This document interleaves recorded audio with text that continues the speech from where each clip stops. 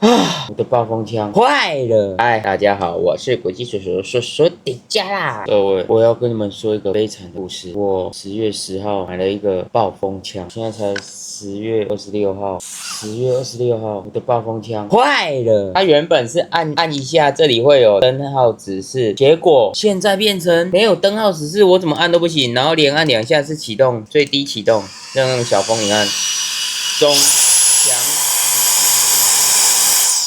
然后又电很弱，然后长按是关闭，整个都没有灯号指示了。我才买不到16天，可是我用实质上算起来，用使用时间也没有不可能是24小时啊，用不到这样算用不到1天就坏了，我昨天晚上，因为现在是连假，我昨天晚上已经写信给那个厂商，看要怎么处理，因为之后又要去公务工作2个礼拜，回来才能跟你们分享我这个暴风枪到底要怎么办，应该是要送回去维修了吧，因为你超过7天也不能换货了。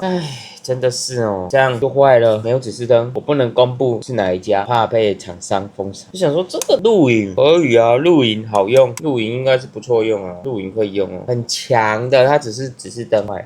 这样吧，就这样吧，那我们就下次见喽，拜拜。